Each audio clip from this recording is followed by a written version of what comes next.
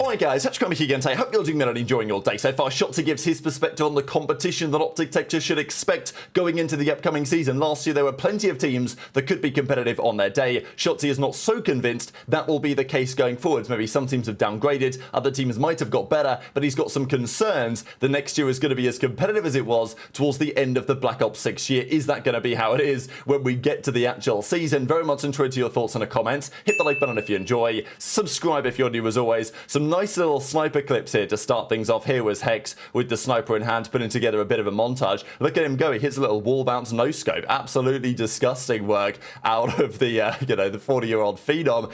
But let's talk about some of the maps. Octane says Black Ops 7 will save COD. Here we go again. We talked about it in some detail earlier today, but I did want to get into some of the map discussion here because this was even before COD Next really began. Scump was out there saying, look, I've played 2 maps of BO7, but they're already both better than what we've seen in Black Ops 6 so far. We've also got some pretty sick looking mastery camos. I just thought I'd kind of bring these up on the screen. We know that COD Mobile is actually the gold standard of this stuff nowadays, but yeah, they've got a gold camo, they've got an Arclight camo here on the M8, and there's some other camos that look pretty nice as well. People are going to be ranking these up. As always, the zombies ones are maybe even better, right? But look, these are the multiplayer kind of mastery camos. This is what they call the Tempest, which is actually pretty fire, even if there's no Tempest specialist back in this game. This is what it's going to look like. And yeah, I don't know, I look at some of these and I think, you know what, maybe we might have a game that could look just as good or maybe even a little bit better than the games that we were making 10 years ago. Because I said the other day, like, Black Ops 3 is still the best looking COD in my opinion. That game came out 10 years ago. So maybe we can, a decade on actually look to surpass that. We'll see if the game fundamentally is any better. But I did want to have a quick look at some of these maps because there are going to be 6 maps available in the beta, which is pretty strong already, to be fair, because we usually don't see quite this many.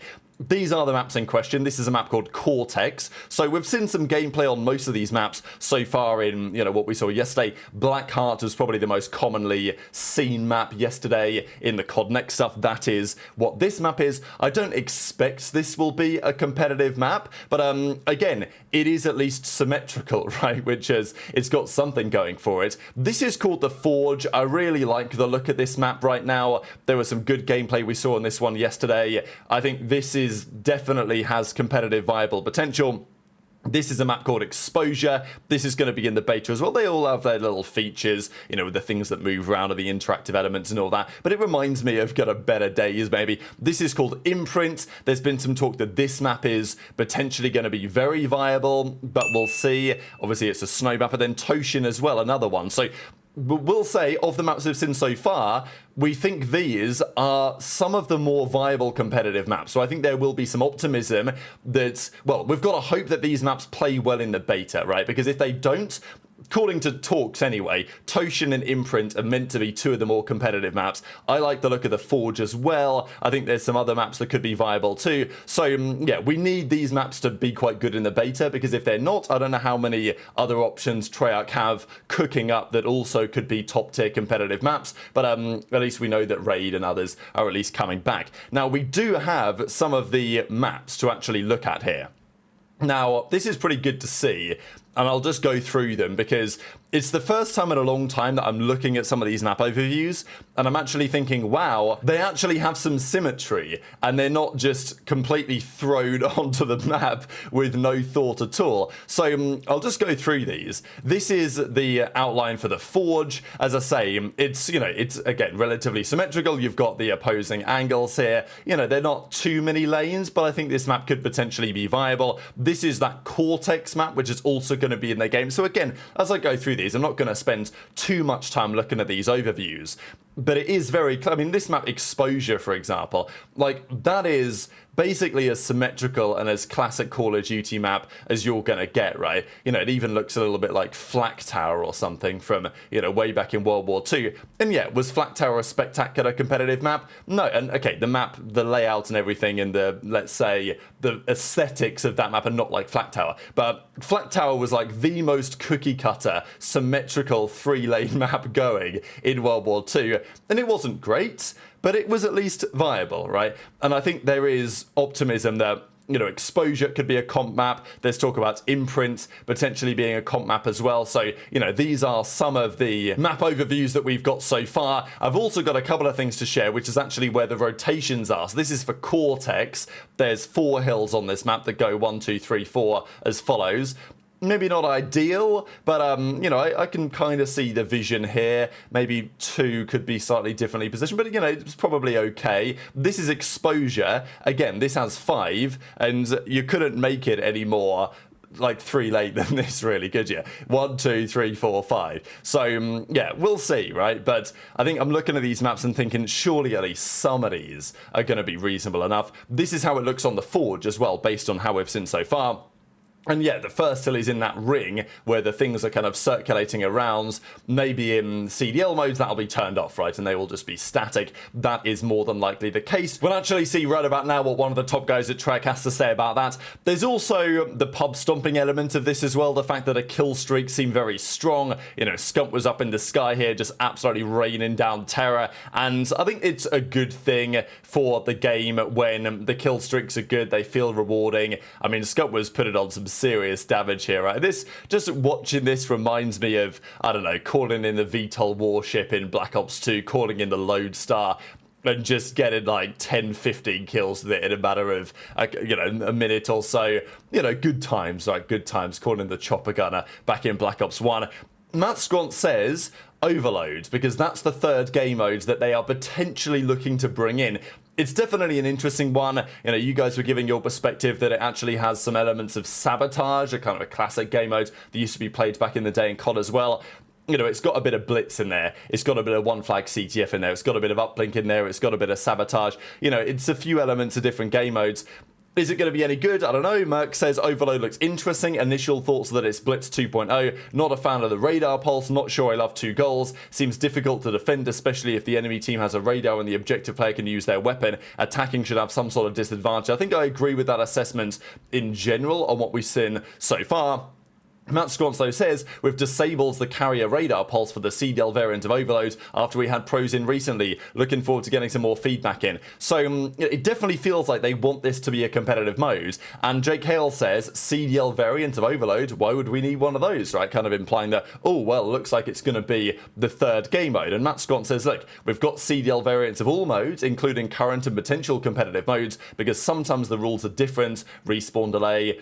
As I say, for like the Forge and for some other maps, sometimes it might be an interesting idea in the CDL variant to turn off any of the, let's say, interactive elements. If the Forge, there's some things spinning around the first hill, do we just want to freeze that in the CDL modes? Something to think about anyway, but he doesn't respond to the question from Jake Hell to say, look, do you see it as a viable comp mode? Is it still up in the air? I think we'll see what the pros have to say, but I think that is the intention from Treyarch. So that's your Black Ops 7 update from the maps and some other things, but I also wanted to share what Shotzzy had to say on the upcoming season. So Bob Network UK says the CDL starts early December.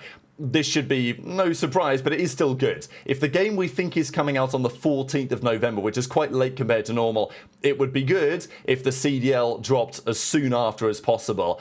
Early December would be a good time to start. Yes, it's probably going to be online stuff.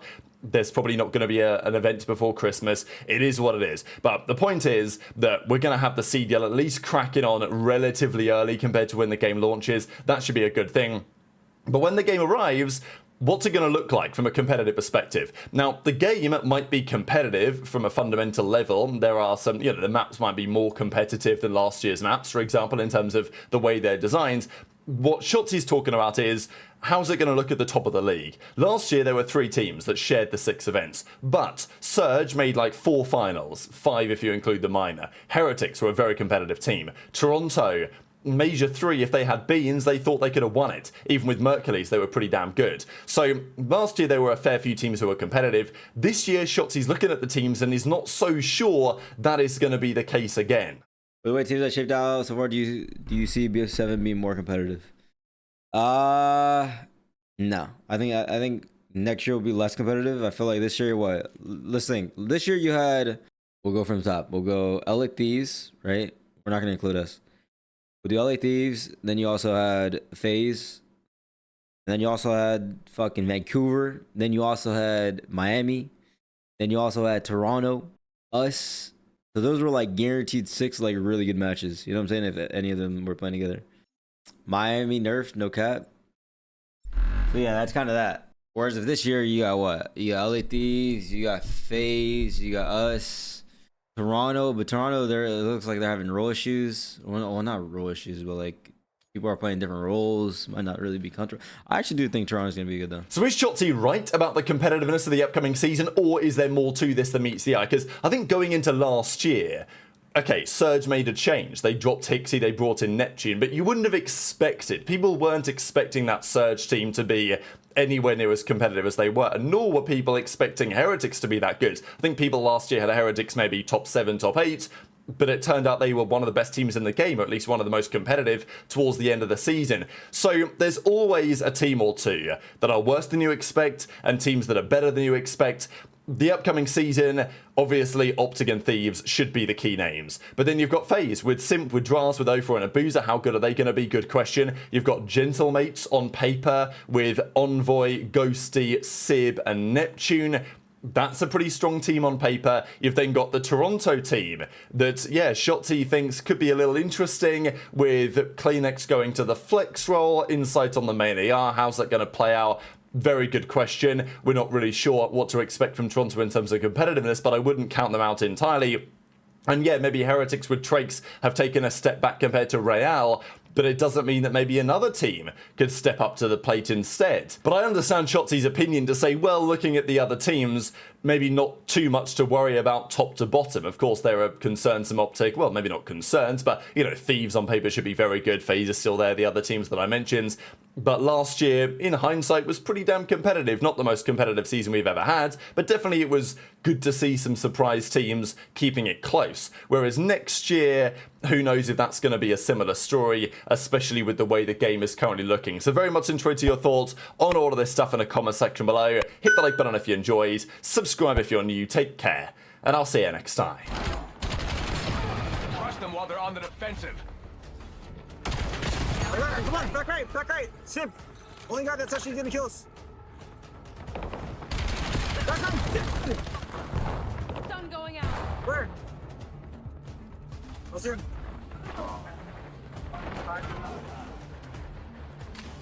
Time.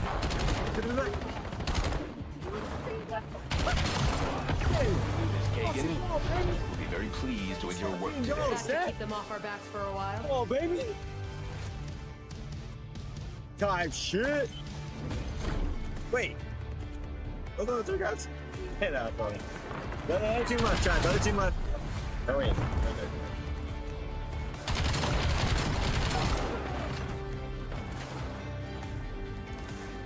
Chad. Look at my game time. I'm barely level 4 compared to these guys.